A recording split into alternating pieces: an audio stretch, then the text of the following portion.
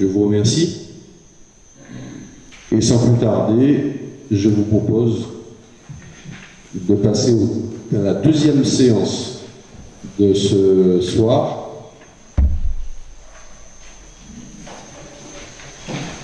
qui était donc censé débuter à 19h30, mais nous avons quelques minutes d'avance. Donc si vous ne voyez pas d'inconvénient, je vous propose d'ouvrir cette deuxième séance. Nous allons procéder à l'appel. La secrétaire de séance, c'est la même personne? Pas d'objection, donc toujours Madame Pruffert. Et on reprocède à l'appel, parce que entre-temps, la composition du conseil a changé.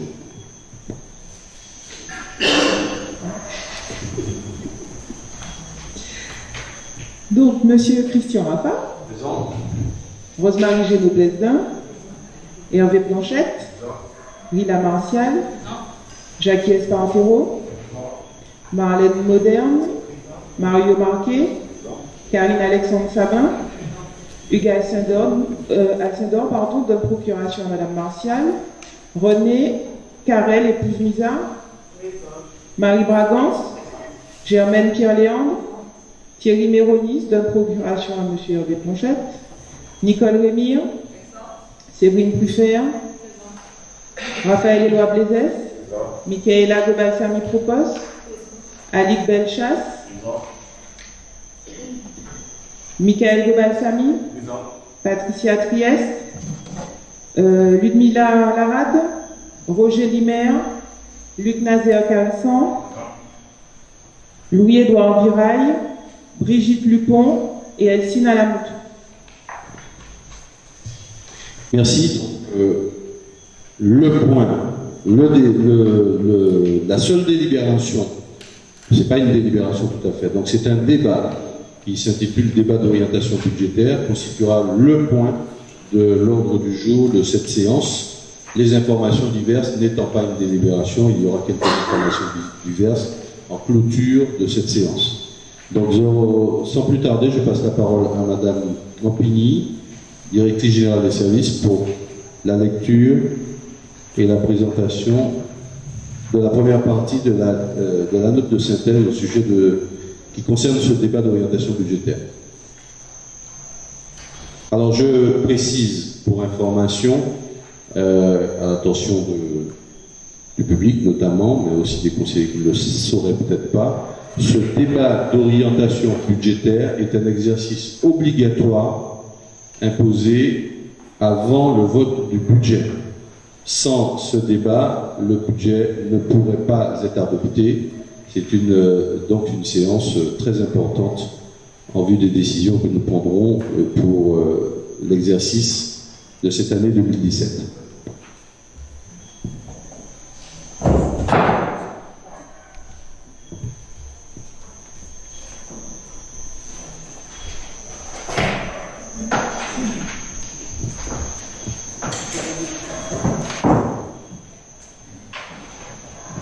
Bien, la première partie, les perspectives économiques de la France pour 2017. Donc, financer les nouvelles priorités et poursuivre les baisses d'impôts sont les principaux objectifs du gouvernement pour l'élaboration de son projet de budget 2017. Le projet de loi de finances, PLF 2017, qui doit officialiser le passage au prélèvement à la source de l'impôt sur le revenu, prévu au 1er janvier 2018, sera présenté au Conseil des ministres. Il sera ensuite débattu durant l'automne au Parlement. Mais il est fort probable que ce dernier projet de budget du quinquennat de François Hollande soit amendé au cours de l'année 2017 via un budget rectificatif pour tenir compte des résultats des élections présidentielles et législatives. Néanmoins, le président de la République a d'ores et déjà annoncé une diminution de moitié de l'effort financier demandé aux communes et aux intercommunalités en 2017 dans le cadre du programme des 50 milliards d'euros d'économies prévus sur l'effort qui leur est demandé. La diminution sera ainsi limitée à 1 milliard d'euros sur le bloc communal. François Hollande a également informé que les fonds exceptionnels de soutien à l'investissement aux collectivités locales mis en place en 2016 sera reconduit en 2017 et porté de 1 milliard à 1,2 milliard d'euros. Sur cette nouvelle enveloppe, 600 millions seront consacrés aux priorités nationales que sont la transition énergétique, le logement, l'accessibilité des bâtiments et 600 millions destinés aux petites villes et à la ruralité.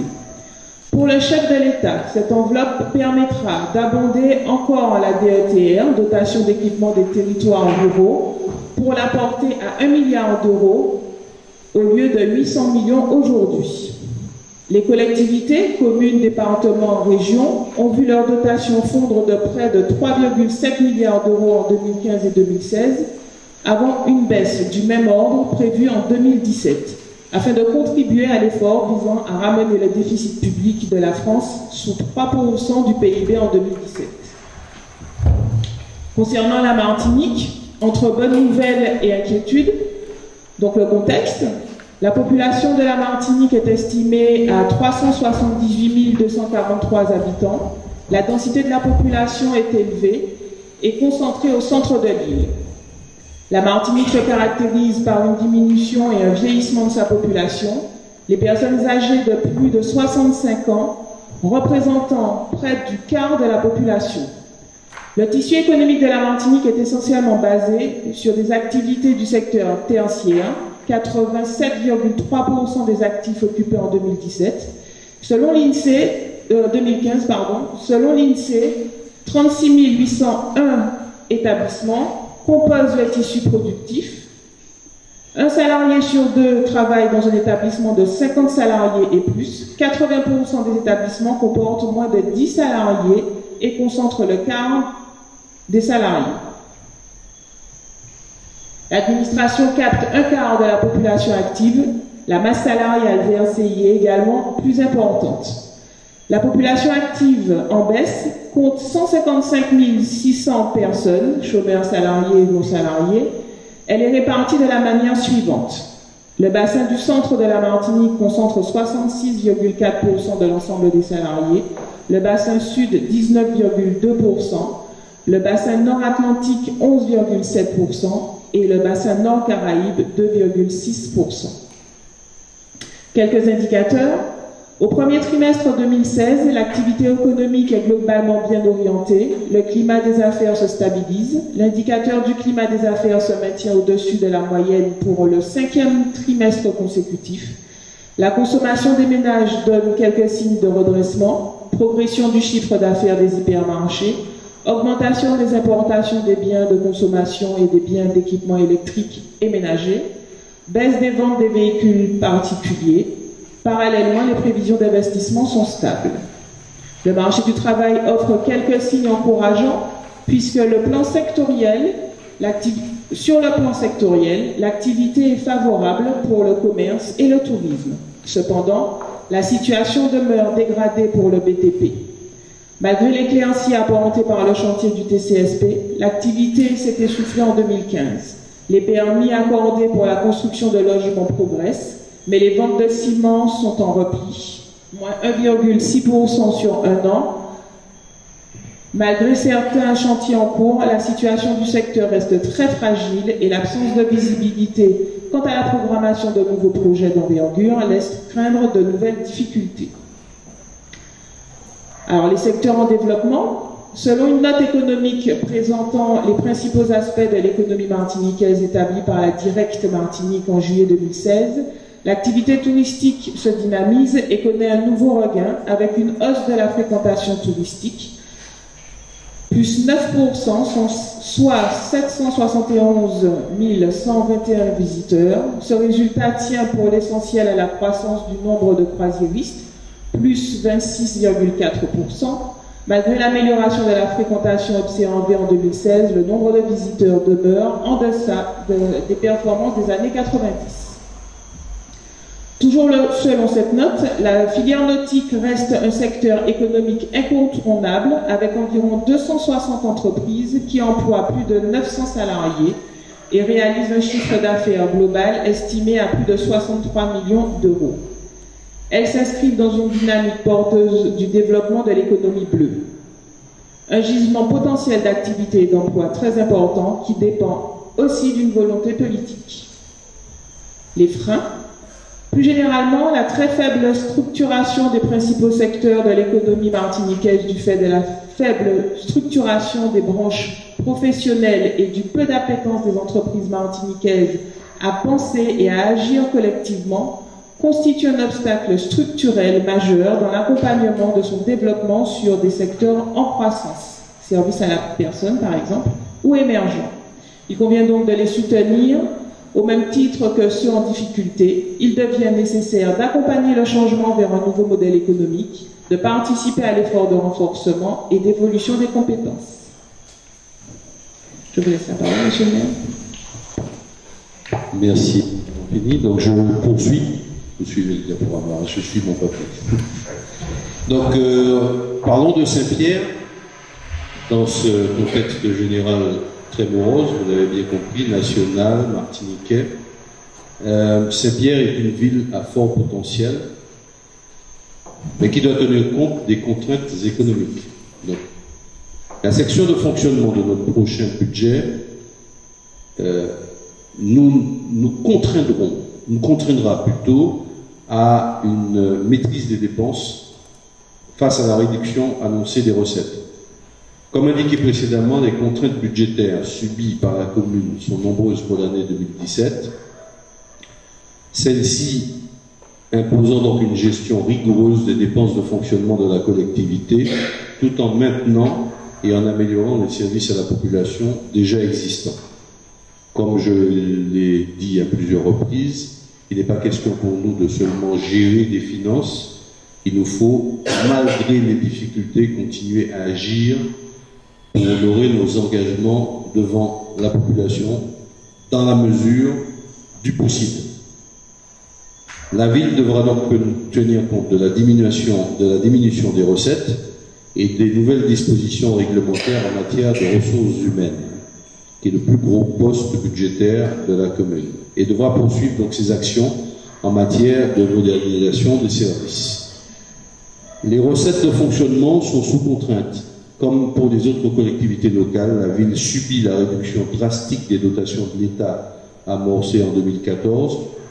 Rappelons que ce plan de réduction, appelé contribution au redressement des finances publiques, s'échelonne jusqu'en 2017 et qu'il devrait coûter à la ville de Saint-Pierre un total cumulé de plus de 200 000 euros entre 2014 et 2017. Donc 200 000 euros de moins de recettes sur cette période.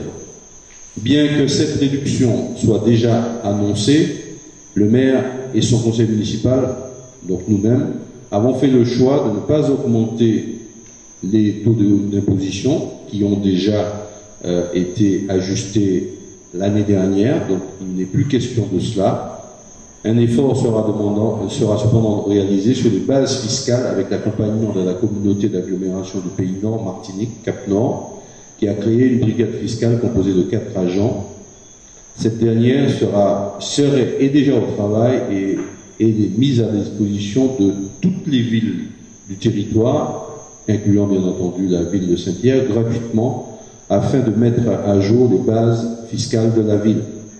Le produit fiscal ne devrait donc augmenter qu'en fonction de l'élargissement de cette dernière, c'est-à-dire une recherche d'équité. Il y a des gens qui payent tout à fait normalement et également leurs impôts, peut-être que d'autres ont oublié de faire des démarches qui les feraient rentrer dans ce qui est obligatoire. Donc cette brigade est là pour cela, pour veiller à l'équité du paiement des impôts sur, je dis encore, tout le territoire de Cap-Nord. Sur le plan des recettes de tarification publique, la ville prévoit d'améliorer le fonctionnement de ses régies afin que le montant global de ces recettes soit plus important. Cependant, il n'est pas prévu d'augmenter les tarifs des services publics proposés par la ville aux familles biérotiques. Les recettes provenant de Cap-Nord devraient rester stables, puisqu'aucun changement notable n'est à souligner dans le partenariat qui nous lie à cette institution. En ce qui concerne les dépenses de fonctionnement, même si elles sont difficilement maîtrisables, nous avons encore des marges de manœuvre et des une optimisation de ces dépenses de fonctionnement reste encore à réaliser. L'évolution des charges de personnel, je le disais, c'est le plus gros poste du budget de toutes les communes de Martinique, pas uniquement Saint-Pierre. Conformément à l'article L 2312-1 du Code général des collectivités territoriales, il est présenté la structure de l'évolution des dépenses et des effectifs de la commune. La ville de Saint-Pierre compte actuellement aujourd'hui 127 agents répartis de la manière suivante. Donc, ceux qui bénéficient d'un statut de titulaire sont au nombre de 49, représentant 38,6% de l'effectif. Les contractuels sont au nombre de 46, représentant 36,2% de l'effectif. Les emplois aidés, CUI et emplois d'avenir, sont au nombre de 30 et représentent 23,7% de l'effectif. Et pour finir, nous avons deux emplois particuliers qui sont deux contrats de mission qui sont programmés sur 3 ans et subventionnés à 98% dans le cadre de l'appel à manifestation d'intérêt pour laquelle la ville de Saint-Pierre a été sélectionnée. Cet effectif représente 2 personnes et représente 1,5% de la masse salariale de la mairie de Saint-Pierre. L'essentiel de l'effectif est composé d'agents de catégorie C, catégorie A 6, effectif 6, 4,7% de l'effectif, catégorie B 3, 2,3% de l'effectif, et la catégorie C représente 118 salariés, 118 agents, et représente 93% de l'effectif de la mairie de Saint-Pierre. Les dépenses de personnel sont, comme partout, une actualité très lourde, parce que la hausse de 0,6% de la valeur du point de rémunération des agents du service public au 1er février 2017 va impacter cette masse salariale, bien entendu, à Saint-Pierre. L'application des mesures relatives au protocole national de modernisation des parcours professionnels, des carrières et des rémunérations, le PPCR également, et l'augmentation du SMIC intervenue, c'est déjà fait, ainsi que l'évolution des cotisations des retraites et l'application des résultats des promotions internes, la poursuite du plan de titularisation, la revalorisation des quotités de travail, ces différents éléments devraient entraîner une progression de la masse salariale d'environ 11,31% en estimation actuelle, comme sur la base du calcul des services des ressources humaines.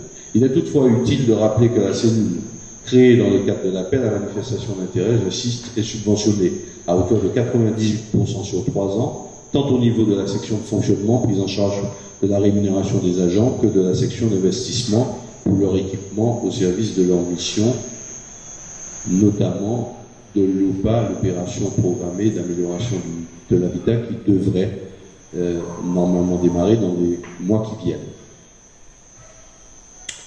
L'évolution des charges générales. Le budget des charges générales sera en diminution par une forte maîtrise des dépenses de fonctionnement qui nous permettra de compenser partiellement l'augmentation inévitable des charges personnelles. Mais cet effort sera essentiellement porté sur la diminution des crédits accordés à l'article Fêtes et cérémonies et sur la poursuite de la modernisation des services génératrices d'économie, reprographie, eau, électricité, entre autres. L'investissement demeurera un enjeu majeur de notre mandature. L'investissement prévu par la ville permet de moderniser l'équipement public, d'améliorer l'offre et la qualité du service public, d'améliorer ou de renforcer l'attractivité du territoire, l'aménagement urbain, les infrastructures publiques, et de mettre en conformité un patrimoine souvent, pas parfois, souvent vieillissant. Donc les dépenses d'investissement nécessaires à la poursuite des travaux déjà engagés à l'amélioration du quotidien des Pierrotins portera sur... la ville poursuivra sa politique en matière de financement des projets d'investissement. Le recours systématique à des partenariats financiers est développé et permet ainsi de diminuer la participation communale sur l'ensemble des opérations prévues pour 2017.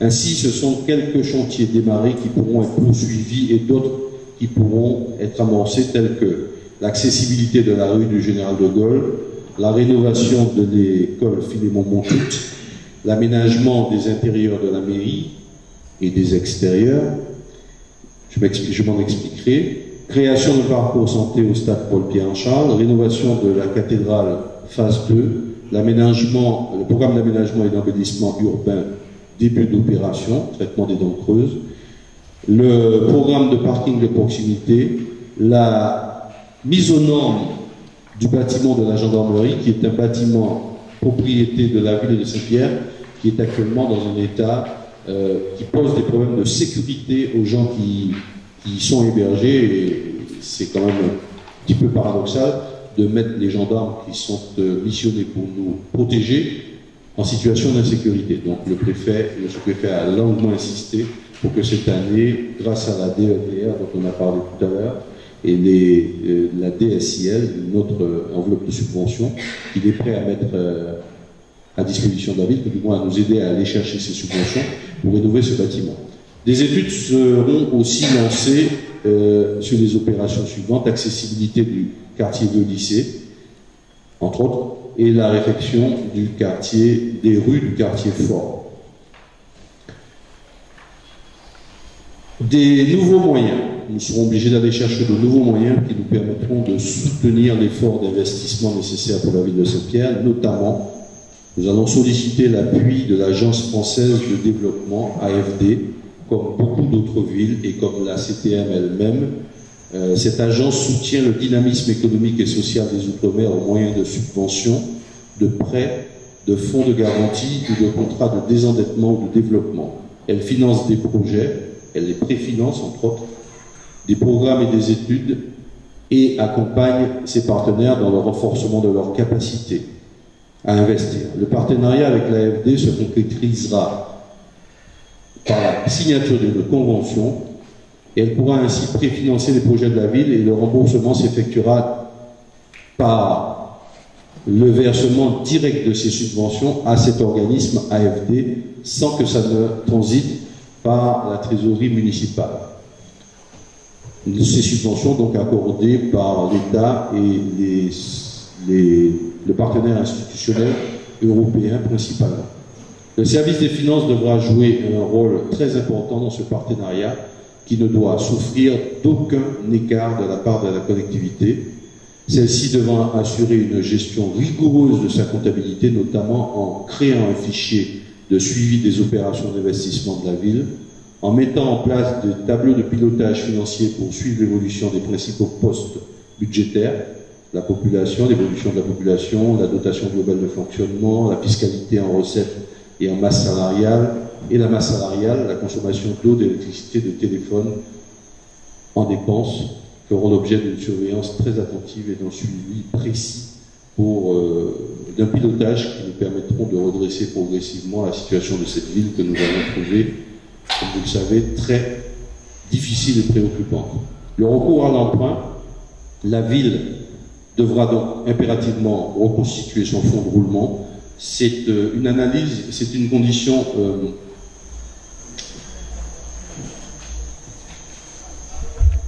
c'est d'abord une condition fixée par cette agence de l'AFD pour nous aider. Il fallait d'abord qu'on montre notre volonté de gérer cette ville de façon extrêmement rigoureuse, et après l'effort que nous avons demandé à la population, l'AFD a vu notre volonté de redresser la situation financière de la ville de Saint-Pierre pour nous permettre d'agir, pas juste pour faire de la gestion, et c'est pour ça qu'elle est prête aujourd'hui, après 2 ans d'observation, à s'engager à côté de nous. Mais elle a des exigences.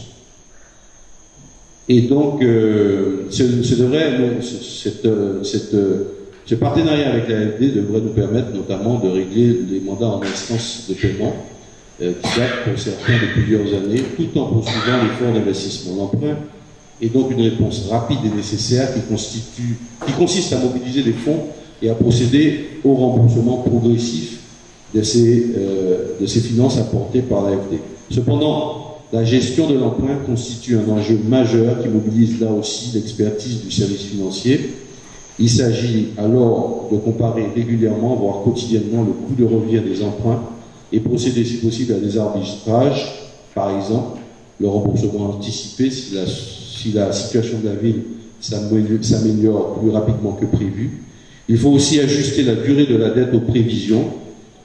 Donc toute cette technicité requise pour une gestion efficace de la dette nécessite donc d'adapter nos services en termes d'expertise au niveau de la comptabilité et du suivi des finances.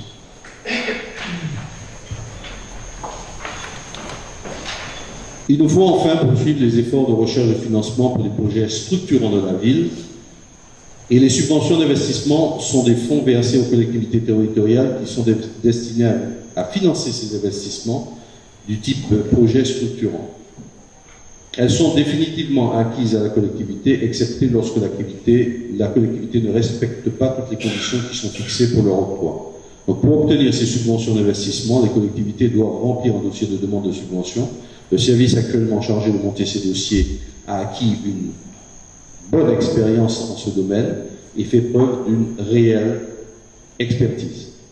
En l'espèce, il convient de souligner le travail colossal en matière de financement auprès de demandes de financement obtenues auprès de nos partenaires institutionnels. Donc en conclusion, toutes ces propositions ont l'avantage de permettre d'atteindre les objectifs visés par une voie qui combine l'effort d'économie et l'effort de mobilisation des recettes potentielles. Ces orientations budgétaires serviront de base à l'élaboration, comme je l'ai dit, du budget primitif 2017. Donc, je soumets aujourd'hui au débat, comme la loi nous oblige, ces éléments de réflexion. Ce débat qui est donc le débat d'orientation budgétaire qui nous permettront d'établir le budget de la ville d'ici quelques jours. Donc, chers collègues, vous avez la parole pour vos questions, vos demandes de précision, vos remarques, vos suggestions.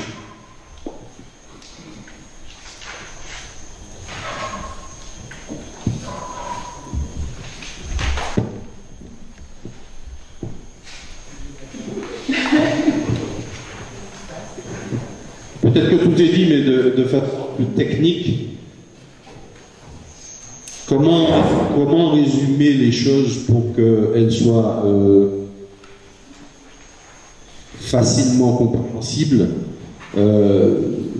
Écoutez, nous sommes arrivés à un tournant où effectivement la situation, je vous le dis, je prends l'angle de l'AFD, de l'Agence française de développement, la situation que nous avons trouvée a fait que l'AFD, dans les premiers jours de notre mandat, est venue me voir, et j'avais tellement de travail, mais compte tenu de l'importance de cet organisme auprès des villes, j'ai accepté de les recevoir simplement à mon travail au laboratoire. Donc, ces gens sont venus pour me faire déjà l'audit, du moins l'expertise, l'analyse de la situation financière de la ville, et m'ont confirmé ce que notre audit interne a dit par la suite. Ils me l'ont dit avant l'audit, avant que nous réalisions l'audit, parce qu'eux, ils suivent les finances et la situation financière de toutes les villes, non seulement de Martinique, mais aussi de France. Ils scannent, parce que c'est leur travail, c'est un organisme qui n'est pas un organisme privé, qui a quelque part une connexion avec l'État, et qui bénéficie des moyens d'État pour aider les collectivités qui le veulent bien. Donc ils sont venus me voir tout simplement pour me dire que la situation de la ville était tellement dégradée que j'aurais du mal avec mon conseil municipal à agir, mais que dans la situation du moment, ils ne pouvaient rien faire pour nous. Ils étaient juste venus me réclamer, entre autres choses, le règlement des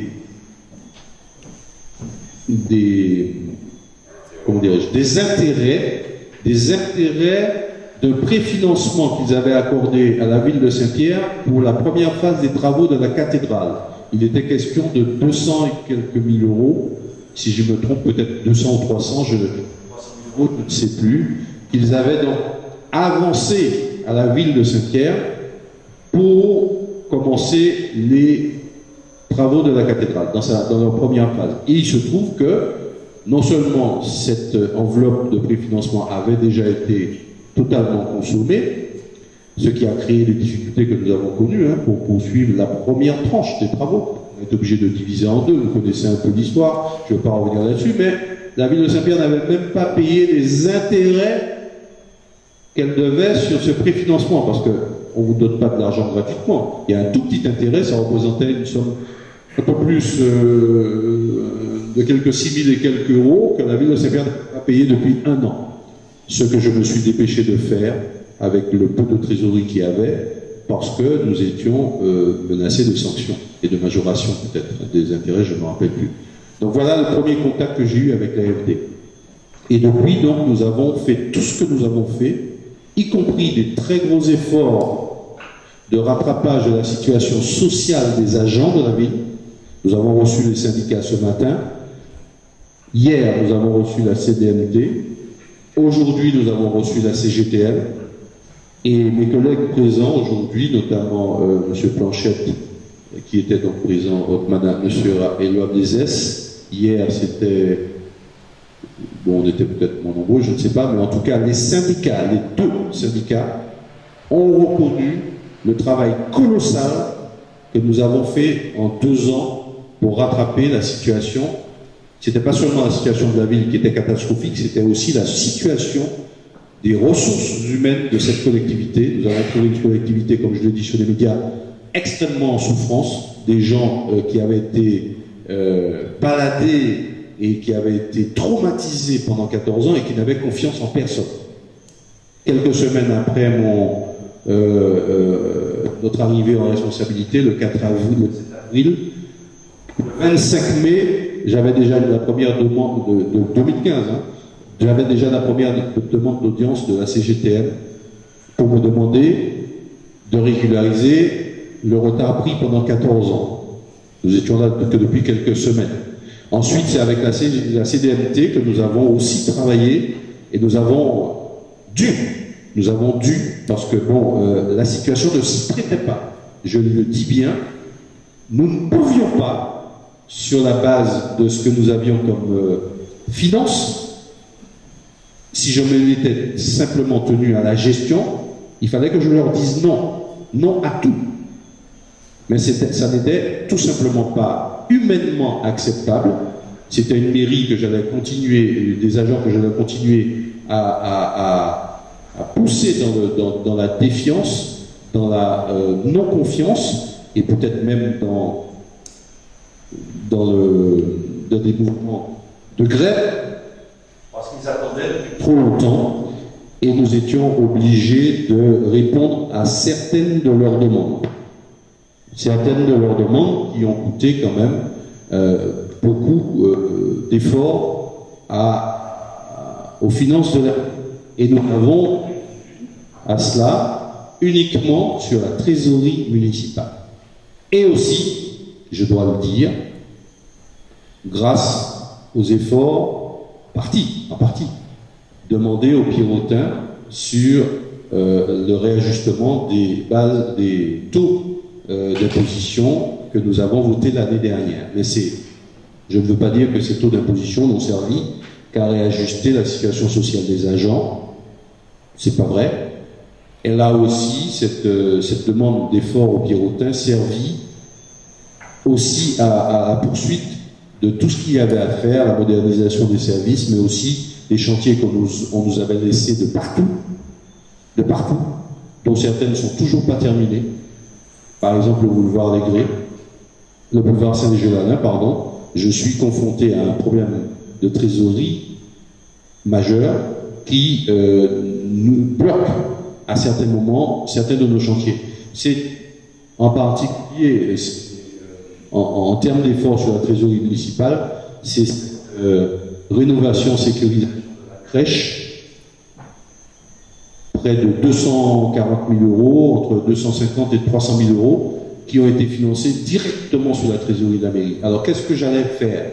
Décider de fermer la crèche parce qu'elle n'était pas aux normes, que les enfants qui étaient à l'intérieur, ainsi que le personnel, étaient en grave danger, signalé depuis de nombreuses années, dire que bon, on n'avait pas d'argent et qu'on fermait la crèche de Saint-Pierre et que les familles n'avaient qu'à se débrouiller pour la garderie des enfants. Non. Donc nous avons entrepris cette rénovation et cette mise en sécurité de la crèche, mise aux normes de la crèche, sur les finances de la municipalité.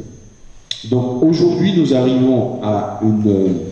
Je ne parle pas des efforts, bien entendu, que vous, chers collègues, avez accepté de faire en ne percevant aucun euro d'indemnité depuis 2 ans. Situation qui, bien entendu, ne saurait durer pendant 5 ans. Donc à partir de là, nous sommes dans une situation carrefour, charnière, et Dieu merci, l'AFD qui, depuis 2 ans, nous observait, a noté un début d'amélioration sur l'année 2015, début d'amélioration qui nous a permis d'accélérer un peu les choses sur 2016. Alors l'année 2016 devrait être tout juste équilibrée d'après les prévisions, mais il y a quand même, il n'y a plus cet déficit permanent qui se creusait, à savoir que la mairie dépensait plus qu'elle n'avait en recettes depuis plusieurs années avant notre arrivée. C'est pour ça qu'elle était sous observation du réseau d'alerte de la préfecture avant qu'on arrive, contrairement à ce qui a été dit, qu'on a trouvé les caisses pleines et qu'il n'y avait pas de soucis. Et on se demande d'ailleurs pourquoi ils ne les ont pas utilisés. C'est eux qui débordaient de partout dans la caisse pour faire les chantiers qui nous ont laissé à l'état de blocage de partout. La situation sociale des aussi. Pourquoi le plan de titularisation avait été bloqué brutalement en 2013 ou 2014. Si les caisses étaient pleines, pourquoi avoir voulu faire souffrir les agents municipaux en leur donnant pas droit à leur progression de grade, de ne pas avoir mis en œuvre le plan de promotion interne? Et pourquoi avoir fait ça? Juste par méchanceté? Non, ça révèle bien qu'ils nous ont situés, ils nous ont laissé une situation très dégradée de cette mairie. Donc, grâce à vos efforts, grâce à notre vigilance, grâce aux efforts que nous avons faits en termes de réduction des dépenses, c'est loin d'être terminé. Je pense notamment à ce travail sur l'éclairage public, qui est le plus gros poste de dépenses, qui est un poste conséquent de dépenses courantes, par des factures d'EDF qui dépassent 150 000 € par an, c'est bien ça?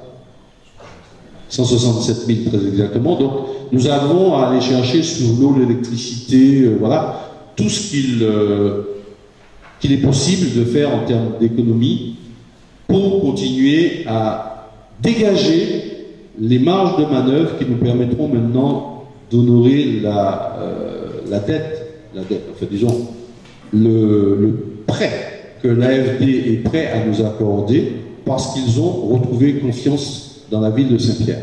Et aussi, ils ont retrouvé confiance pour nous accompagner dans nos projets en termes d'investissement, c'est-à-dire les travaux de la cathédrale qui nous restent à faire. C'est un chantier qu'on ne peut pas arrêter et il va falloir même aller plus loin parce que je vous l'ai dit, nous allons devoir aller chercher le financement complémentaire pour faire l'intérieur de la cathédrale puisqu'ils n'ont budgété que l'extérieur. À nous maintenant d'aller chercher l'argent pour faire l'intérieur. Il nous faudra lancer nos propres chantiers parce que les Pierrotains attendent, ne serait-ce que cette rue du Général de Gaulle pour laquelle on nous relance à chaque réunion dans notre siège. C'est sous notre nez. Je pense au parking de proximité, au programme de parking de proximité qui nous permettront d'améliorer la circulation de la ville de Saint-Pierre. Je pense au programme d'embellissement, mais il y a tant de chantiers qui ne sont pas du luxe dans Saint-Pierre qu'il va nous falloir l'école mixte B. Ces écoles ne sont pas aux normes actuellement. Je ne parle pas de l'école maternelle. Il va falloir aussi aller chercher des finances pour l'école maternelle. Donc, nous avons des dépenses à faire, des investissements à faire qui sont loin d'être du luxe et sur lesquels nous n'avons quasiment pas le choix.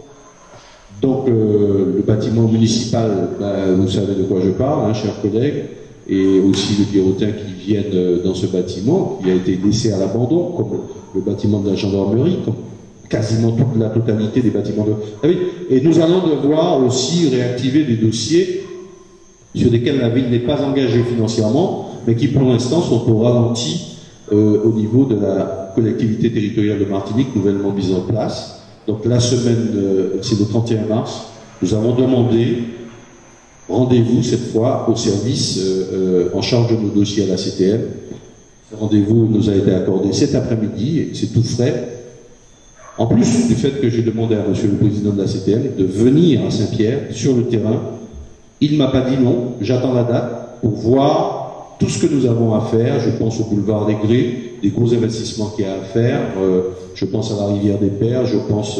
voilà. Mais je pense en particulier à ces dossiers qui ont déjà été votés par l'ex-région dans le cadre de maîtrise d'ouvrage délégué, on appelle couramment groupement de commandes. Je pense à la rénovation du marché, la restauration du marché. Il y avait la maison de la Bourse, mais on s'est arrangé avec la CCIM qui va s'en occuper, mais aussi les extérieurs de la mairie. Ce sont des dossiers, je parle aussi de la rénovation, extension du musée. Ce sont des dossiers qui ont déjà fait l'objet d'une délibération par l'ex-région, sur lesquels le travail a déjà commencé. Ce qu'on appelle la maîtrise d'œuvre, c'est-à-dire des architectes qui doivent travailler à l'estimation des travaux du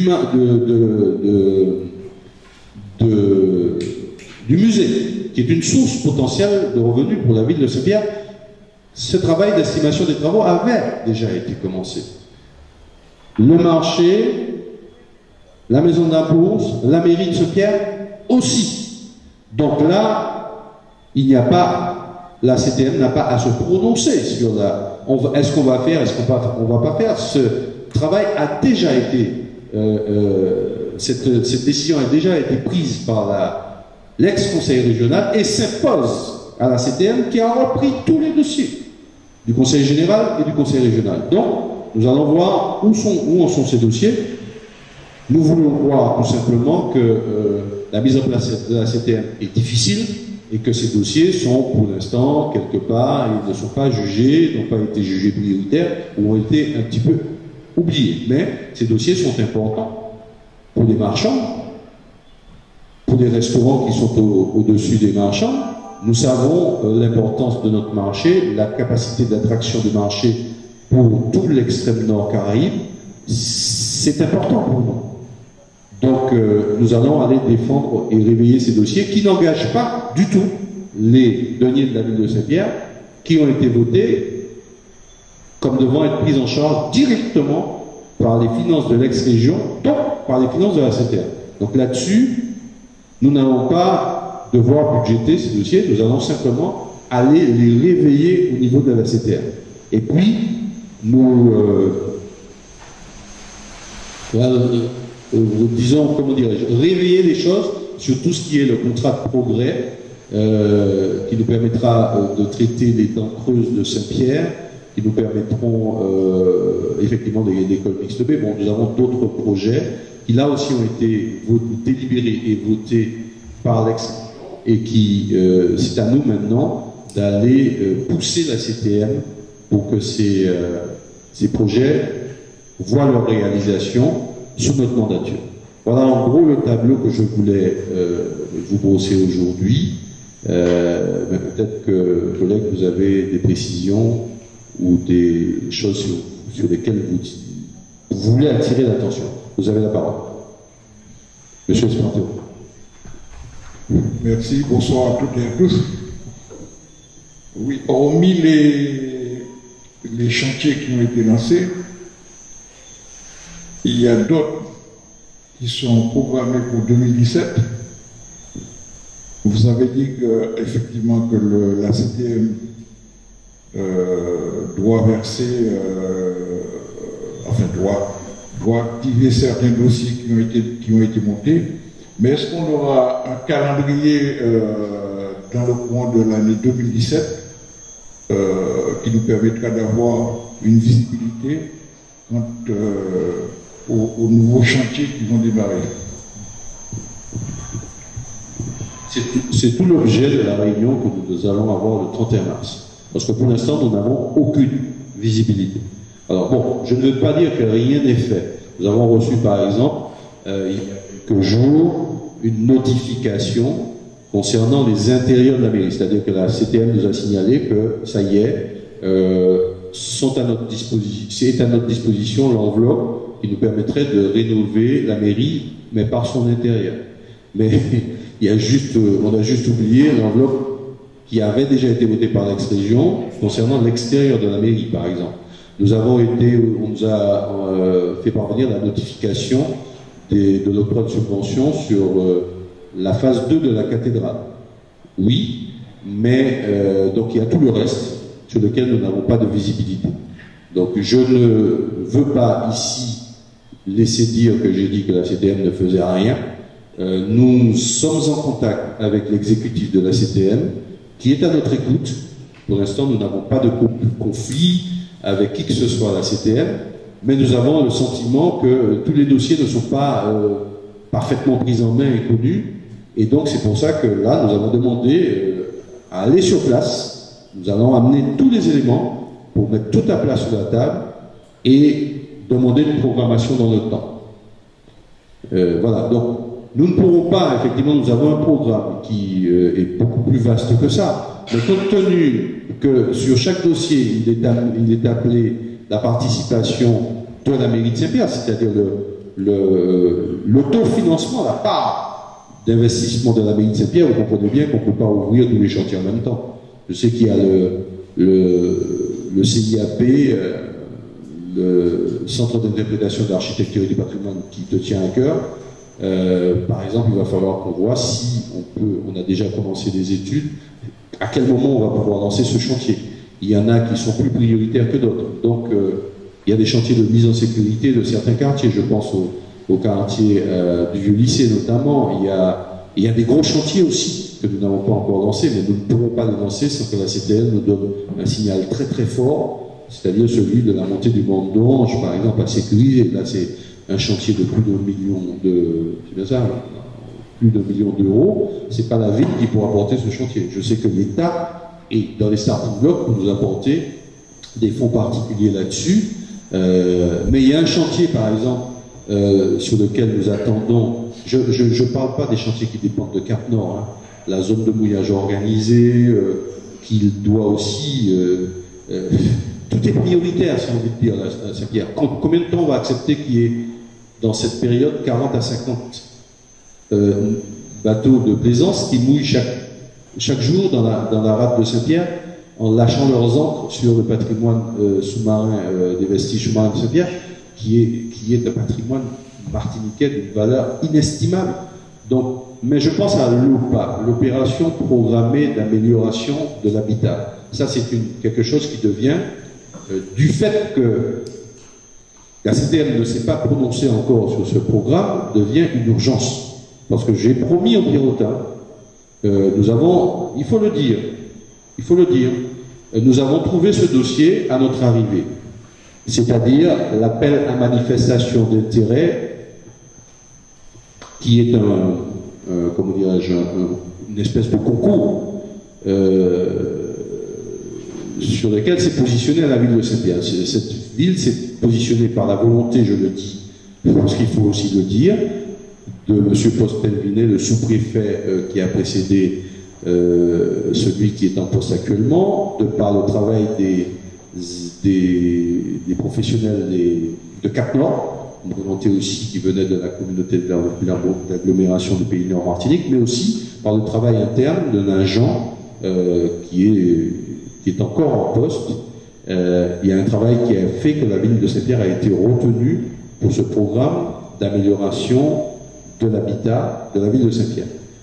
Ça y est, nous avons fait tout le travail qu'il fallait pour être en ordre de marche. L'État est en ordre de marche. Les autres cofinanceurs européens, tout ça, attendent quoi? Le signal de la CTM. La première fois que j'ai rencontré le président de la CTM, il m'a dit, peut-être à juste titre, il n'avait pas encore le dossier en main, je ne sais pas combien ça va coûter, donc pour l'instant je ne peux pas engager la CTM. Donc nous avons affiné le projet, nous avons estimé le nombre de maisons potentiellement concernées dans les 6 ans de ce programme, Au lieu de 350, nous l'avons abaissé en disant, OK, on peut s'engager sur 250 à 300 maisons à l'état d'abandon dans le bourg de Saint-Pierre, susceptibles de bénéficier de cette aide, qui peut aller jusqu'à 90% et même plus pour les Pierrotins qui demanderaient cette aide. L'État a décidé déjà de mettre à disposition de la ville de Saint-Pierre, financée par l'État, une équipe de 4 personnes pour accompagner les Pierrotins, qu'ils soient commerçants, qu'ils soient propriétaires habitant le local, qu'ils soient propriétaires bailleurs, c'est-à-dire qu'ils sont hors du département, ils habitent Sainte-Anne ou ils habitent Grand-Rivière, ils ont une maison fermée à l'abandon dans Saint-Pierre, ils pourront solliciter cette aide et moyennant une convention, ils pourront, avec l'ANA, je crois, ils pourront mettre ces maisons restaurées à disposition de personnes, par exemple, notamment des aînés qui ne veulent pas quitter le bourg. Ces aînés pourront bénéficier de logements restaurés à prix de logements sociaux. Donc ça veut dire que c'est un programme non seulement de rénovation, d'embellissement de Saint-Pierre, d'attractivité pour le bourg, d'embellissement et d'attractivité des commerces, mais c'est aussi un programme qui a un objet social. Donc l'estimation nous amène à dire que la CTM devrait s'impliquer à hauteur de, en gros, 500 000 € par an sur 6 ans. 500 000 € chaque année sur 6 ans. Donc une somme dérisoire pour le budget de la CTM. Donc maintenant les choses sont plus claires et nous attendons que la CTM se prononce et dise oui, nous allons nous engager là-dessus parce que sinon ce programme ne pourra pas se faire. Et vous comprendrez que la ville de Saint-Pierre va passer encore une fois à côté d'une chance extraordinaire qui devrait bénéficier aux Pierrotins au-delà de l'image internationale de la ville, qui est quand même importante parce que ça veut dire du tourisme, ça veut dire des emplois, ça veut dire de l'argent qui pourrait, des devises qui pourraient être apportées à l'économie pierrotine. Donc là-dessus, moi je demanderai une réponse très claire de la CTM parce qu'il faudra qu'on sache qui fait quoi et qui est responsable de quoi. Les Pierrotins doivent savoir notre volonté et de savoir qui ne veut pas. Mais je préjuge certainement de la volonté de monsieur le président de la CTM, parce que je ne veux pas croire qu'il ne serait pas sensible à l'impact de tels programmes qui en fait ne coûtera pas beaucoup d'argent à la CTM. Nous ne sommes pas très gourmands.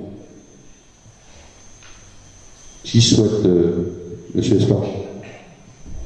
Pour aller dans votre sens, monsieur le maire, effectivement, on ne peut pas rester à l'état parce que, comme vous le disiez, il n'est pas question de faire un procès d'intention au président de l'exécutif de la CTM, mais on ne peut pas se permettre de rester là à attendre. À un moment donné, il faudra que nous, élus, prenions nos responsabilités vis-à-vis des Pierrotins pour leur expliquer, pour dire qu'il y a quelque chose, parce qu'on ne peut pas attendre indéfiniment. Il faudra que nous nous mobilisions pour nous faire entendre, parce que c'est pas acceptable. À un moment donné, ce ne sera plus tenable. Oui, pour vous donner un chiffre précis, nous devions signer cette convention tripartite entre l'État, la ville et la CTM en décembre. Nous sommes au mois de mars, cette convention n'est toujours pas signée. Et nous voulions mettre en place, lancer ce programme au mois de juin, c'est presque déjà hypothéqué. Et nous avons 2 personnes de l'équipe dont je parlais tout à l'heure, subventionnées par l'État, qui attendent de se mettre au travail, et le temps passe. Donc ça veut dire qu'actuellement, ça coûte. Ils font autre chose, bien entendu. Oui, mais l'objet principal de leur mission est celle-là, et pour l'instant, ils ne sont pas encore en scène. Mais bien entendu, leur présence nous est utile, et leur compétence et leur expertise, et notamment pour le montage des projets et la recherche de subventions sur tous les programmes d'investissement de la ville, sont réalisés par cette équipe. Et le suivi de ces subventions et de la remontée des dépenses, qui est un travail assez particulier et très méticuleux, est assuré par cette équipe. Et cette équipe nous accompagnera d'ailleurs à la réunion de la CTM, parce que c'est eux qui ont, c'est cette équipe qui a la visibilité sur l'intégralité des plans de financement de tous les projets de la ville de Saint-Pierre. Y a-t-il d'autres questions, de demandes d'intervention? Monsieur Marquet.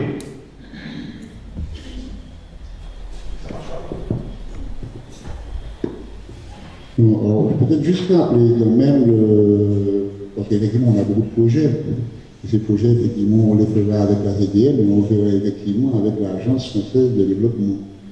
Et moi je pense que c'est très important de rappeler au collège ces deux interventions de l'agence, d'un côté l'appui, cette mécanique qui va permettre de se substituer à la ville en matière de finances, de nous apporter l'argent et faire avancer le dossier.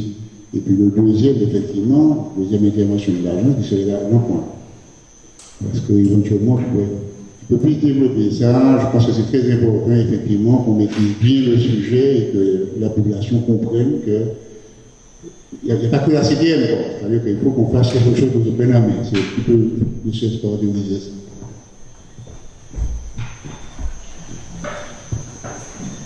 Oui, c'est très important de préciser. C'est ce que je disais en prélude. Je disais qu'il y avait un choix à faire. On arrivait et on disait, on constatait qu'il n'y avait pas de sous. Et on disait au bibliothèque, pas d'argent, vous ne pouvez pas faire. Ou alors, on forçait les portes des cofinanceurs, des financeurs, de tous ceux qui sont prêts à nous aider, l'État, l'Europe, etc., pour faire avancer le projet, jusqu'à ce qu'on arrive à cette quasi-incapacité de la ville de pouvoir, sur sa propre trésorerie, continuer le chemin. Et c'est là que l'AFD nous a appelés en disant, on vous a observé, vous êtes au travail, vous avez de la volonté, vous êtes des gens sérieux, maintenant on est prêt à être à vos côtés pour vous aider à franchir cette étape. Parce que nous sommes encore dans des difficultés. Si nous étions riches, nous n'aurons pas besoin d'emprunter. Parce que les gens qui ont de l'argent, qui ont des milliards, machin, ils ne vont pas voir la banque pour demander de l'argent. C'est bien parce que nous sommes encore en difficulté et nous avons besoin que nous allons faire appel à l'AFD sur deux champs. Effectivement, comme tu le dis, Mario, le champ de nos investissements, tout d'abord, à savoir les travaux, tout simplement. Par exemple, là, sur la cathédrale, une entreprise a déjà commencé à travailler, mais il se trouve que l'entreprise devrait être payée. Eh bien, il se trouve que sur la trésorerie de la mairie, on n'a pas de quoi payer cette entreprise. Et elle est déjà en situation tendue. Et elle nous dit, si ça continue, je vais arrêter. Donc ça veut dire que la cathédrale peut encore s'arrêter. Et donc c'est là que l'AFD arrive en disant, ben voilà, vous avez un plan de financement, tous les financeurs se sont engagés, l'État, par la DAC notamment, l'Europe, la CTM a dit banco, et il vous reste 35 000 € à mettre sur cette phase-là qui coûte 800 000 €. Bon. Et bien, c'est là que l'AFD dit que sur la part État, sur la part Europe, elle préfinance, c'est-à-dire qu'elle peut nous donner l'argent pour payer l'entreprise tout de suite. Elle nous avance l'argent, moyennant bien entendu un petit intérêt, celui que la ville de Saint-Pierre n'arrivait pas à payer quand je suis arrivé. Bon. Et donc, à partir de là, on peut payer l'entreprise. Et c'est donc, une fois qu'on a payé l'entreprise, on a la preuve que l'entreprise a été payée, que les données sont remontées au niveau des financeurs, c'est-à-dire l'Europe, l'État, et à ce moment-là, l'AFD peut réclamer les subventions qui étaient dues à la ville de Saint-Pierre, rembourser l'avance qu'elle a faite à la ville de Saint-Pierre pour lui permettre d'avancer. Donc, ça veut dire que la trésorerie de la ville de Saint-Pierre ne souffre pas. Elle ne souffre pas, sauf pour la partie subvention locale, c'est-à-dire de la CTM. Il ne resterait plus, entre guillemets, qu'à préfinancer des subventions que la CTM doit nous renvoyer. Donc ce serait quand même un peu plus facile. Et donc, ça nous permettrait de plus être en arrêt, d'avoir des chantiers bloqués, d'avoir des entreprises qui souffrent, qui tapent à la porte de la comptabilité toute la journée, et ça crée du stress personnel, mais aussi au maire de Saint-Pierre qui a des appels qu'il est obligé de traiter en direct quelquefois. Bien. Et puis il y a l'autre partie, la situation financière. Mario?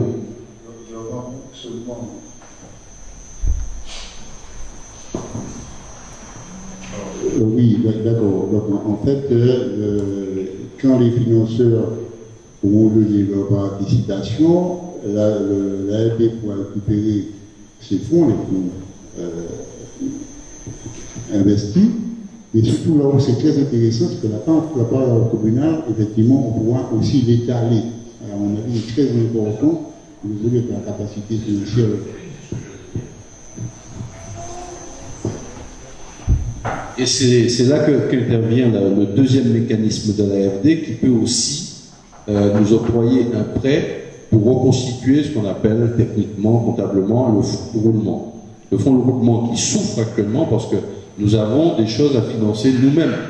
La partie des travaux qui nous revient, c'est-à-dire, bon, Dieu merci, cette équipe qui est là, que je citais tout à l'heure, fait un excellent travail à la recherche de toutes les solutions de financement, d'observer.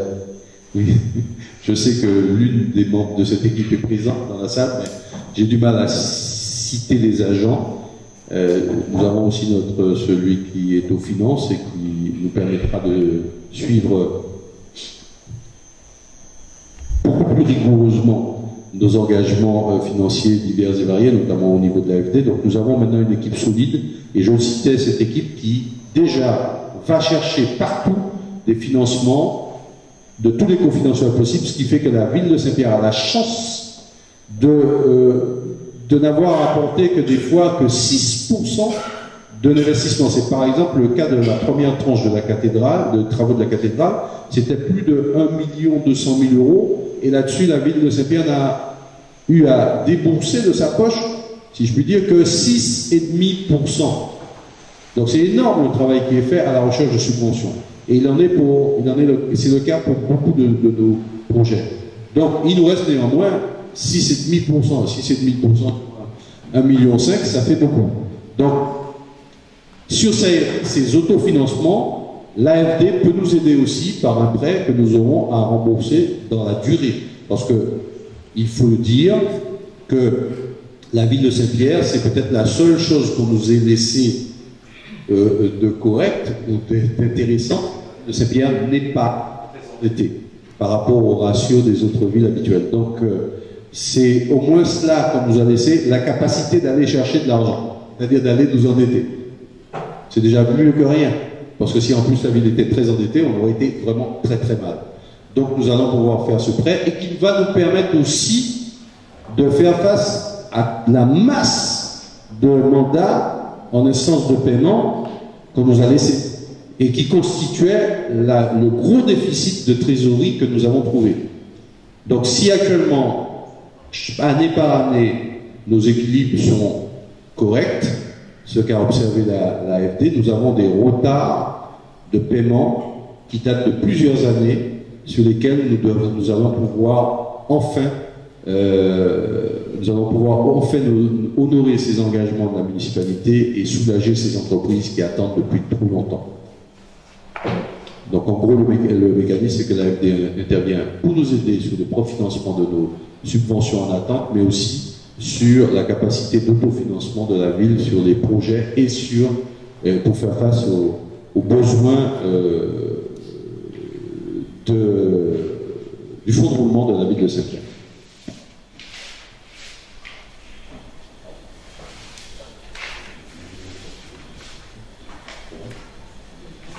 Y a-t-il d'autres questions? Oui. Juste une précision qui est importante pour que le public puisse comprendre. Monsieur le maire, vous allez l'expliquer, le responsable des finances, parce que lorsque vous avez dit que la chance qu'on a, c'est qu'on n'est pas endetté, pas trop. Le public, les prioritaires vont dire, mais je ne suis pas endetté, donc ni l'argent. Et le déficit, c'est ça qui... Donc, je pense que ça prête à confusion et ça mérite des explications. Hervé Planchette peut apporter peut-être une explication. Non, c'est pas compliqué. Mais il faut comprendre deux choses. En fait, il y a beaucoup de termes comme ça qu'on emploie en politique. On parle déficit de dette, pour être simple, pour faire simple, hein, dans un foyer. Quand on a fait un prêt pour acheter une voiture ou une maison, on a contracté une dette en fonction de son salaire et donc sa rentrée d'argent. Et la banque qui vous a fait ce prêt, à vous, avec vos ressources, vous êtes capable de rembourser. Vous leur devez de l'argent, vous êtes endetté. Donc, tout le monde est endetté. On est tous endettés, on a tous acheté des voitures, on a tous acheté des maisons, lorsqu'on a gagné au loto, on a acheté cash. Et en pratique, tout le monde est endetté. Ça, c'est de l'endettement. Le déficit, par contre, c'est quand vous allez en face de cette dépense, aucune recette prévue. C'est-à-dire que vous êtes en déficit parce que vous n'avez pas pensé, vous avez acheté votre maison, vous avez acheté votre voiture, vous touchez, je sais pas moi, 2 000 €, vous remboursez 1 500 € pour votre maison, par exemple, mais les 500 € qui restent, vous n'avez pas prévu qu'il ne fallait pas consommer trop d'eau, vous prenez 5 douches par jour, donc vous devenez en déficit. Vous n'avez pas de recettes en face. Alors en fait, c'est ça la différence entre l'endettement, le fait d'avoir contracté des prêts pour pouvoir faire des investissements, des projets, et puis le fait de ne pas avoir prévu de recettes en face, c'est ça qui crée le déficit. Les recettes qui n'ont pas été prévues en face de cette dépense qu'on a contractée. C'est la différence en fait. Voilà, et donc à ce moment-là, on dépense plus que ce qu'on a gagné. Alors, c'est très intéressant ça, parce qu'il faudrait peut-être préciser pourquoi la ville n'était pas endettée.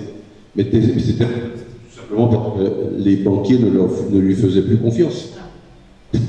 Imaginez que vous aviez effectivement contracté des prêts, des engagements, vous avez acheté une maison, vous avez acheté une voiture, mais vous avez fait la fête, vous êtes monté en France en classe club. Bon, et vous vous retrouvez face à une masse de dettes. Bon, et vous avez à la fois les dettes et vous avez déjà les engagements, les prêts, les prêts que vous avez déjà faits. Qu'est-ce que vous allez aller voir la banque pour qu'on vous prête encore de l'argent? La banque vous dit ça ne va pas, non? Mais avec quoi vous allez rembourser? C'est exactement ça. C'est-à-dire qu'on n'avait pas beaucoup de prêts, et ça a été dit par notre auditeur, ça a été dit par l'FD, on n'était pas très endettés, mais on n'avait plus les capacités de rembourser les dettes qu'on avait, le peu de dettes qu'on avait. On était dans une situation telle que ce n'était pas les dettes qui étaient le problème, mais l'incapacité de rembourser les dettes qui étaient déjà là, même si elles n'étaient pas très importantes. Et c'est ce que l'AFD a observé. Elle a observé que maintenant nous sommes en situation de crédibilité. On est crédible, donc c'est comme le banque. Vous allez voir le banquier, il regarde vos comptes et tout ça, il regarde les équilibres, ils disent oui, bon ce gars-là, je peux lui prêter parce que bon, mon argent ne sera pas perdu. Alors, il n'est pas très riche, au lieu de lui faire un prêt sur 7 ans, je vais lui faire sur 15 ans, sur 20 ans, pour lui permettre d'avoir des petites mensualités, mais il est capable de me rembourser. Mais quand le gars arrive avec Mercedes, machin, truc, ça, 4 routinants et tout, et puis qu'il dépense déjà plus qu'il ne gagne chaque mois, la banque ne le suit pas. C'était la situation de ce père. Alors je rajouterai encore une petite couche supplémentaire, c'est que le peu d'endettement qu'il y avait n'a jamais servi à ceux qui il était destiné. Je pense par exemple qu'une part de cet endettement, parce qu'on avait à peu près 1,5 million de capital restant dû, là-dessus, il y a eu 700 000 € d'empruntés pour faire une crèche. Il ne faut pas l'oublier. Et nous gardons cette crèche-là toujours. La première pierre de cette crèche n'a jamais été posée. Et c'est nous, en arrivant, qui avons dû restaurer et sécuriser la vieille crèche qu'il y avait. Donc, non seulement on a emprunté, mais on n'a pas fait ce qu'on devait faire avec l'emprunt, et on s'est mis en situation de surendettement, on ne pouvait pas rembourser l'emprunt. Donc la FD, tout simplement, à mon avis, ne pouvait plus les suivre, le prédécesseur. Et ils se sont engagés uniquement sur ce dont ils étaient à peu près sûrs, et encore ils se sont trompés, c'est-à-dire les préfinancements des subventions qu'ils étaient sûrs d'avoir. Sauf qu'ils se sont encore trompés parce que non seulement les travaux, parce qu'on a dit dans le débat d'orientation budgétaire, on obtient les financements, des subventions, uniquement si on va au bout des projets. Et donc là, la FD avait avancé un préfinancement, mais on a trouvé un chantier à l'arrêt, enfin tout du moins pas fini, donc la FD ne pouvait pas récupérer son préfinancement sur les subventions, mais en plus on n'arrivait même pas à lui payer les intérêts sur le préfinancement qu'elle avait fait. Donc voilà la situation qu'on a trouvée. Une situation où on n'avait plus la confiance de qui que ce soit, ni de l'État, parce qu'on était sous le regard du réseau d'alerte, ni de cofinanceur potentiel, la FD, qui est venu me voir pour me dire « je ne peux rien faire pour vous ». Parce que s'ils avaient eu la capacité de s'endetter, ils l'auraient fait. Mais ils n'avaient pas la confiance de la FD. Nous l'avons maintenant, donc c'est la chance que nous nous sommes créés, parce que nous avons fait des efforts pour ça. Et je pense que les Birotins sont capables de comprendre l'exemple de Hervé Planchette sur simplement la gestion de la vie familiale de tout un chacun. Quand vous êtes surendetté, la banque ne vous fait plus confiance. Y a-t-il d'autres demandes d'intervention?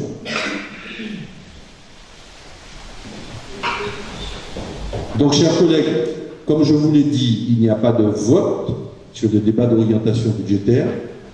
Vous devez simplement vous prononcer pour attester qu'il y a eu des débats d'orientation budgétaire. Voilà, donc c'est un peu subtil. Donc la question que je vous pose, c'est de bien vouloir... qui dit qu'il n'y a pas eu de débat d'orientation budgétaire ce soir? Personne. Qui s'abstient? Personne. Donc à l'unanimité, vous attestez qu'il y a bien eu débat d'orientation budgétaire qui permettra qui servira de base à l'élaboration du budget 2017 de la ville de Saint-Pierre, et je vous en remercie. Donc, rien à voir avec ce conseil officiel en tant que tel. Les informations diverses ne sont pas des délibérations, donc nous avons 3 informations à donner. D'abord, la première qui est la tenue sur la place Bertin demain d'un village du handicap, une opération donc qui est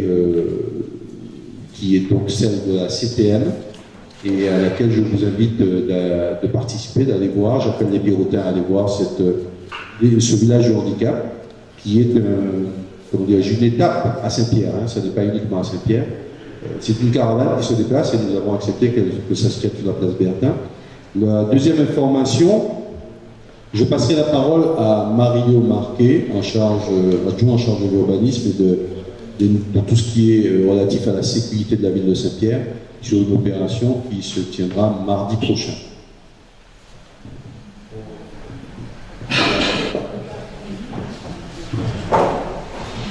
Donc l'Europe et l'État, par le biais des factures, vont mettre en œuvre, comme chaque année, un exercice qui s'appelle l'exercice Richer. En fait, à la limite, c'est ISE et FINAN. Donc cet exercice il va se dérouler sur 5 jours, donc du 21 mars au 24 mars.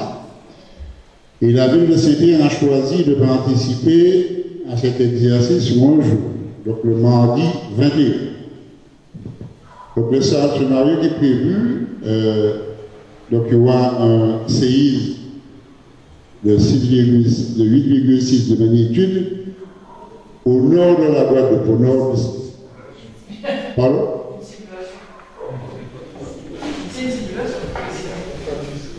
Peut-être qu'il aura, parce qu'aujourd'hui c'est jeudi et c'est mardi qu'il y aura le séisme. Non, c'est bien ça, hein, donc machin. Au nord de la Guadeloupe. Ce séisme va générer un tsunami qui va frapper les côtes de la Martinique. Ça, c'est le scénario, c'est le problème qui est posé. Alors, l'objectif de cet exercice, c'est déjà informer et préparer la population à ce type de risque. Mais aussi de tester le poste de commandement communal de la ville de Saint-Pierre. Alors, pas Saint-Pierre seulement, parce que l'exercice se passe sur le camp de commune de la Martinique. effectivement, ceux qui sont sur le littoral sont plus intéressés, mais ceux qui sont à l'intérieur de terre aussi, puisque c'est plus tsunami. Alors, il y aura une animation, ça va se passer comme ça, c'est-à-dire que le poste de commandement, donc, il va se mettre en place, hein, puisque c'est la première fois, d'ailleurs, on va travailler encore dessus cet après-midi. Il va se mettre en place. Et d'un côté, il y aura les animateurs, c'est-à-dire les responsables de la préfecture, les médias, en particulier les médias écrits. Et de l'autre côté, il y aura les joueurs. Les joueurs, donc effectivement, les élus. Donc ces animateurs, effectivement, dans la journée, pour animer, pour faire le jeu, vont appeler régulièrement pour demander qu'est-ce qui s'est passé, est-ce que vous avez besoin de secours. Ce sera du fictif, mais bon, il faudra le faire comme si c'était de la réalité, parce que, effectivement, comme il a été dit en français dans le texte, par un autorité littéraire, je m'allais pas ni pancarte, il a dit ça de cette manière, ça avait tout le monde rigoler, mais bon, c'était pour la petite blague.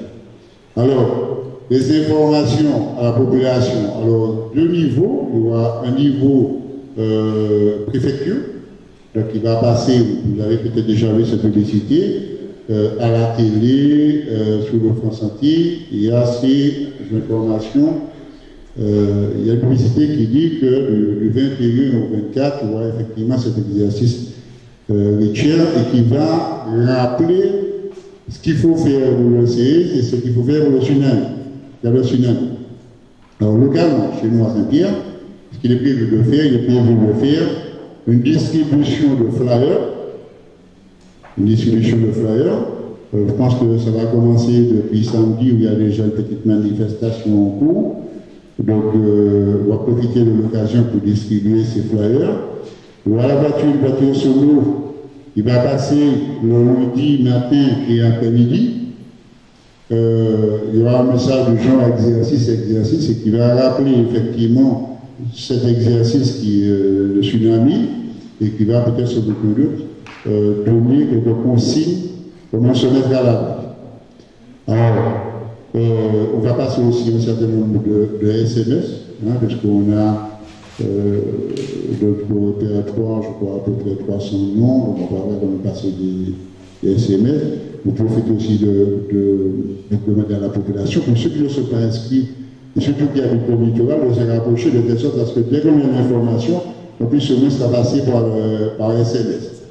Alors, normalement, il devrait y avoir effectivement un cas de réalité, il y aura sans aucun doute la sirène, et nous allons matérialiser sur le terrain ce qu'on appelle des zones de refuge.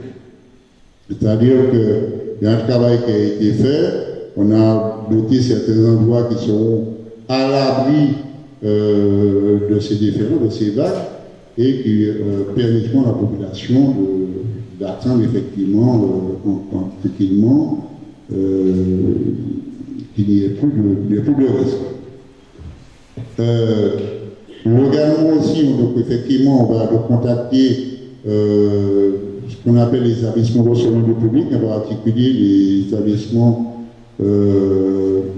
sensibles, genre école, crèche, hôpital, la cathédrale, le marché, des choses comme ça. Donc, en fait, voilà ce que je voulais dire sur l'exercice, très rapidement. Donc, ne pas oublier que l'exercice est le 21 mars. Bon, on demande à la population d'avoir une activité quelconque. En école, ils vont jouer cet exercice, mais la population n'aura peut-être rien à faire, seulement à obtenir, par le biais des flyers, les recommandations qui sont prévues. Alors, obligé à tenir, par exemple, en cas de séisme, pour se mettre à l'abri, sur la table, par exemple, comme ça, ou entre deux portes. Et s'agissant du tsunami, les consignes sont claires et nettes. C'est tout laisser tomber, surtout la voiture, pour utiliser ces zones de refuge pour se mettre à l'abri. Et le plus rapidement possible.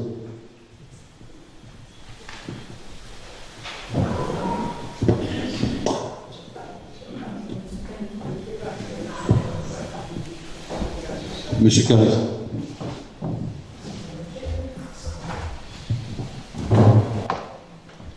Monsieur le maire, messieurs les élus, la question à M. Mario, je voulais savoir si ces zones de refuge seront définitives, c'est-à-dire matérialisées définitivement.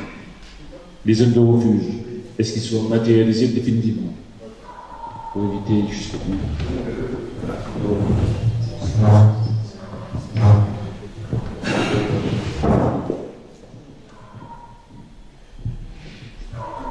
Alors, il y a un travail qui a été fait par un bureau d'études de Bordeaux, à la demande de la préfecture Martinique, et qui a recensé sur le territoire de la ville 30 zones de refuge.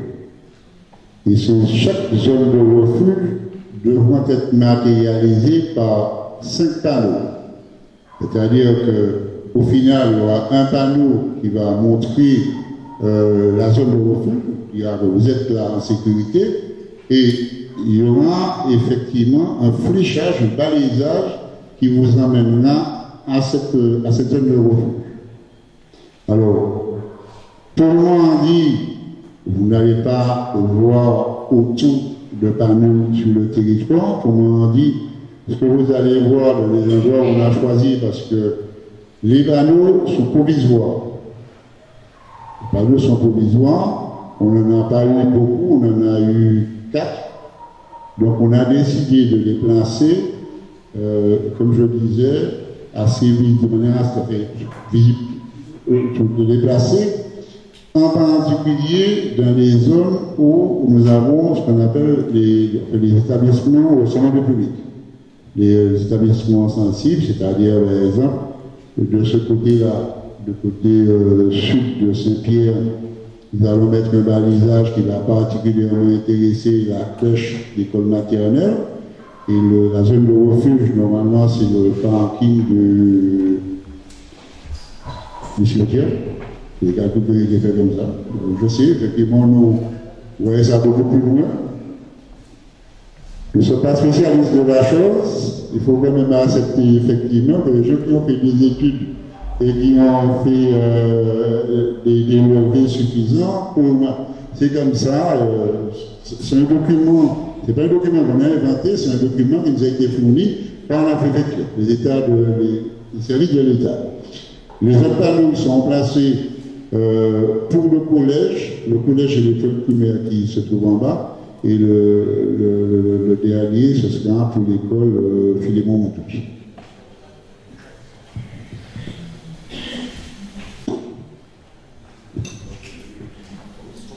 Il ne faut pas oublier non plus que c'est un exercice. Donc l'objectif de l'exercice, c'est de déterminer si ce genre de lieu, si ce genre d'action, si ce genre de réaction de la population convient.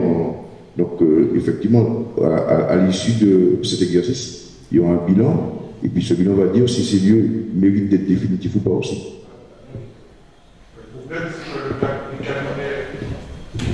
Le problème, c'est qu'on a fait appel à un cabinet extérieur, ça a coûté de l'argent, donc on va recommencer des études, ça va encore générer des...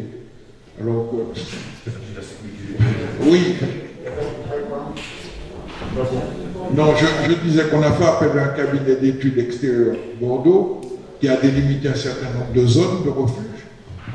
Et Hervé disait que c'est un exercice qui ça mérite d'être amélioré. On sera obligé de faire de nouveau appel à un nouveau cabinet d'études pour adapter. En tout cas, je voudrais préciser tout de suite que le 11, c'est pas nous. Hein. On a fait appel à des cabinets qu'on a payés, c'est pas nous. Hein. Donc je préfère être clair parce que.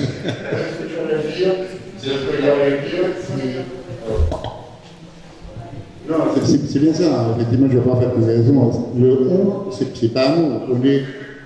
Jamais on aurait eu les moyens de faire ça. Et puis, quand tu parles d'un bureau d'études, il ne s'agit pas de n'importe quel bureau d'études. C'est des gens c'est des spécialistes de risques majeurs. C'est des gens qui se déplacent sur toute la planète pour aller constater, pour aller comprendre, pour aller chercher, le refuge, l'idée de la zone refuge, c'est d'avoir une altitude supérieure à 15 mètres. C'est le premier critère. Le deuxième critère, c'est le critère de la topographie. Il y a des... je ne sais pas, mais Saint-Pierre, on a la chance de très rapidement, si tu veux, monter rapidement, et en plus, ils considèrent que malgré ce qu'on pourrait penser que, par exemple, la rue Victor Hugo, je suppose que si la vague arrive dedans, la vague, effectivement, elle va prendre de la vitesse, ou bien la rue a fait de la quoi, c'est la question que moi je pose.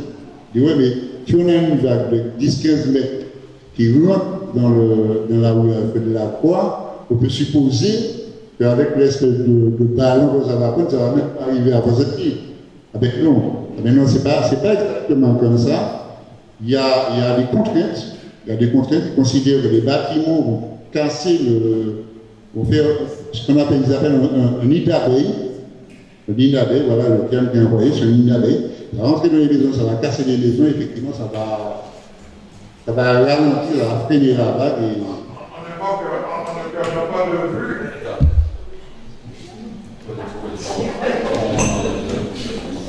Oui, en ne perdant pas de vue qu'avant le tsunami, il y a le tremblement de terre. Donc les bâtiments seront déjà, si c'est un séisme majeur, les bâtiments seront déjà effondrés. Donc ça va faciliter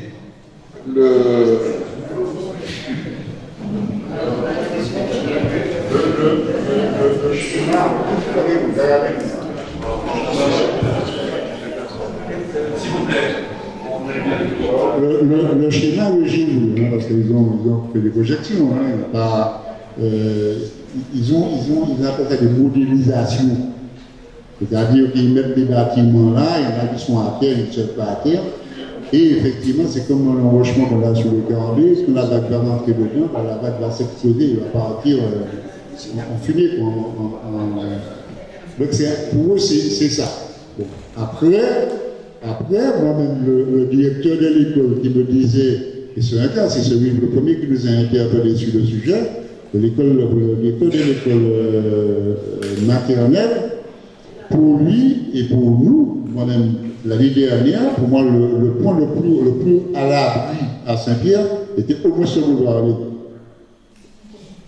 Et on a fait la discussion là-dessus, je lui ai dit non, mais nous, on a fait des calculs, moi je regardais sur la coupe topographique de la ville, donc c'est le boulevard Légué, pourquoi pas, si on peut aller sur le boulevard Légué. Mais normalement, c'est le parking c'est des plans, on n'a pas inventé, c'est pas ce qu'on nous a dit, c'est ce qu'on a comme élément. Et je t'ai montré la carte, on va bien les services de l'État, on vient voir les greffes, c'est ce fameux cabinet d'expertise au niveau du passeport tout le monde pour aller faire.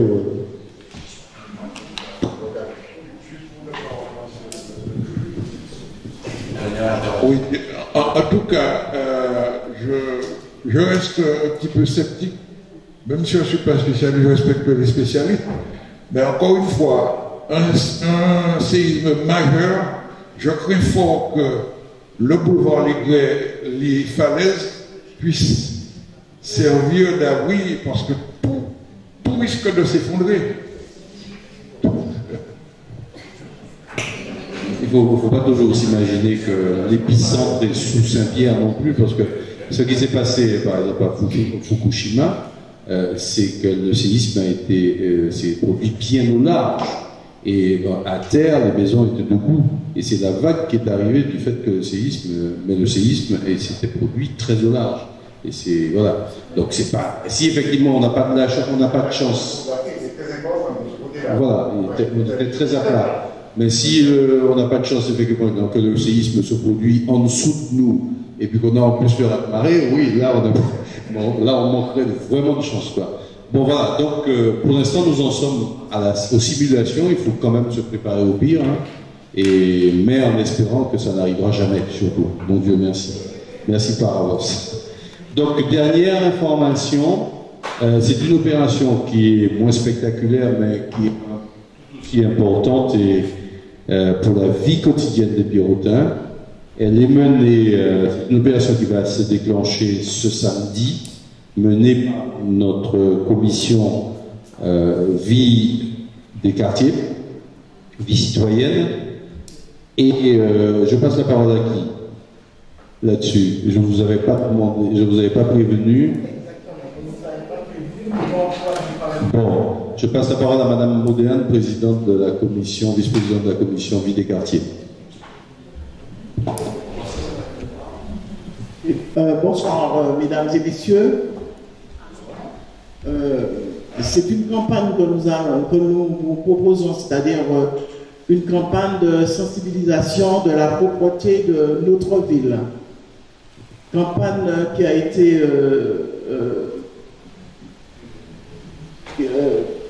été travaillée avec l'équipe en partenariat avec le lycée Saint-James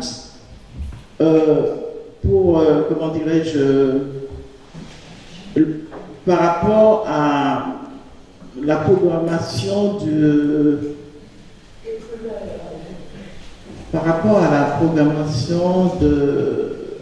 Bon, les mots ne viennent pas. Comment?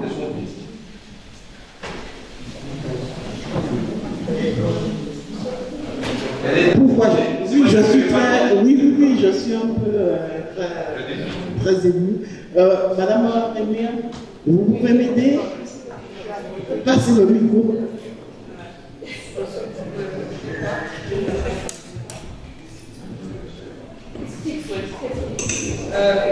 Je reprends effectivement, nous avons mené un projet suggéré par Monsieur le maire à la commission.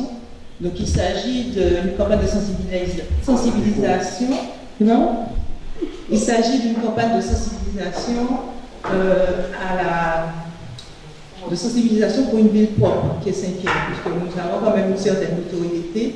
Et les citoyens, les habitants de la ville de Saint-Pierre doivent prendre conscience que nous devons entretenir notre ville. Donc c'est une campagne, comme le disait Madame Moderne, qui a été menée en partenariat avec le lycée Saint-Jacques. Tout cela dans la conception de ce qu'on a voulu donner comme information par le biais de l'affichage. Donc des affiches qui vont parler et qui vont sensibiliser, des affiches qui vont permettre à la population de s'interroger sur comment on veut voir notre ville Saint-Pierre. Voilà. C'est pas trop. Il y a la... Je vais peut-être passer la parole à celui qui est le ministre de cette affaire, qui est en charge de la communication. Il va nous expliquer le déroulement de la campagne sur le plan de la communication. Merci. Non, alors, il s'agit pour nous de faire prendre conscience aux Pirotins, mais pas seulement aux Pirotins, parce qu'il n'y a pas que les Pirotins qui salissent, enfin, c'est-à-dire c'est un beau mot, mais qui ne prennent pas conscience qu'il faille garder, qu'il faille mettre notre ville dans un état de propreté reflétant notre ambition pour cette ville. Et donc nous avons créé un cahier des charges pour pouvoir produire un type d'affichage, un type de communication avec le lycée Saint-James qui est spécialisé en design numérique. Donc cette opération elle va permettre de sensibiliser la population, elle va permettre également au reste de la Martinique de voir ce qu'est capable de faire le lycée déjà. Et bien souvent, on parle beaucoup de notre lycée, on oublie ce lycée-là. Et puis ça va nous permettre aussi de montrer combien l'environnement compte et l'amélioration du cadre de vie compte pour la municipalité. Et nous avons toujours dit dans nos campagnes électorales que nous voulions que le Pirotin soit acteur et non pas spectateur. Et à travers cette campagne, il y aura une seconde phase où les Pirotins seront purement acteurs. Ils vont être au début spectateurs par les messages qu'on va vous montrer, vous allez un petit peu être, je ne vais pas dévoiler les choses, mais vous allez voir quand même l'état de la ville, et vous allez voir l'action que vous allez pouvoir mener grâce à ce que permettent certaines opérations que nous allons mettre en place sur cette ville. Donc, il y aura toute une campagne de communication à travers les médias. Demain, il y aura une conférence de presse qui va expliquer cela. Et puis, nous allons on va entrer en contact avec vous à travers un certain nombre de flyers et un certain nombre de propos que nous allons tenir pour vous montrer vers quoi nous voulons aller et dans quelle direction nous voulons améliorer, non pas pour vous, mais avec vous. C'est vous, Pierrotin, qui allez être les acteurs de l'amélioration du cadre de vie de la ville de Saint-Pierre. Alors, je ne sais pas si j'ai tout dit, si M. le maire veut rajouter encore un certain nombre de choses. Donc voilà, merci. C'était juste pour vous mettre un peu une question dans la tête. Hein. Donc les choses vont être dites déjà demain dans la presse, mais aussi samedi se tiendra, il y aura un stand aux abords du marché où on va distribuer des flyers et des personnes seront présentes pour expliquer aux Pierrotins ce qu'on attend de cette campagne qui va durer 15 jours. En fait, en résumé, on voudrait que les Pierrotins prennent conscience que si ils veulent que la ville soit belle et propre, c'est d'abord leur affaire.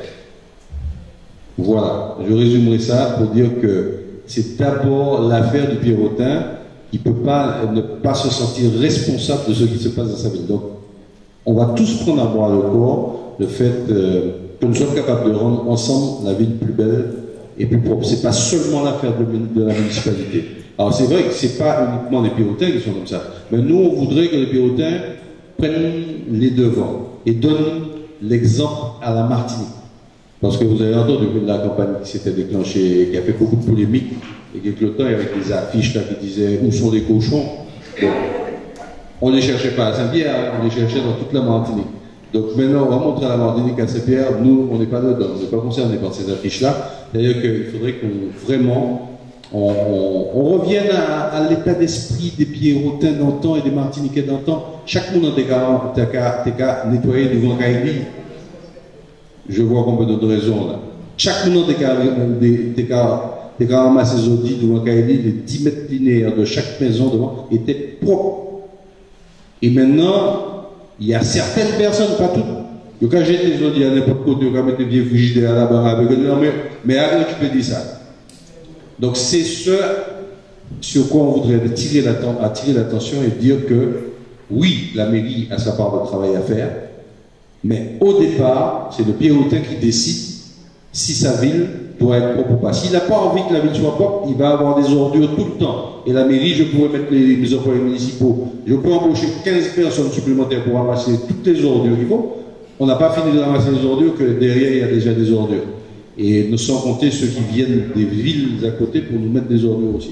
Donc, on voudrait que la beauté de la ville de Saint-Pierre soit d'abord l'affaire des Pierrotins. Donc, j'en dirai pas plus ce soir. Oui, Hervé, tu veux ajouter quelque chose? Je voudrais rajouter aussi que il est très important que aussi bien nous avons équipé les services techniques d'outils pour qu'ils puissent travailler, mais il faut aussi que les Pierrotins profitent des outils qui sont mis à leur disposition. Et nous avons la chance, il n'y a pas beaucoup de villes de Martinique qui l'ont, nous avons la chance d'avoir sur notre territoire une déchetterie pour le tri, et il faut utiliser cette déchetterie. Il faut que nous soyons, c'est nous qui l'avons sur notre territoire, c'est à nous de montrer l'exemple que sur notre territoire, la déchetterie elle sert à quelque chose et que nous avons pris conscience que nous payons des impôts pour un outil et il faut l'utiliser. Voilà, chers collègues, quelqu'un souhaite rajouter quelque chose? Bien, donc je vous remercie beaucoup pour votre participation et je vous souhaite à toutes et à tous, y compris au public présent, une très bonne fin de soirée.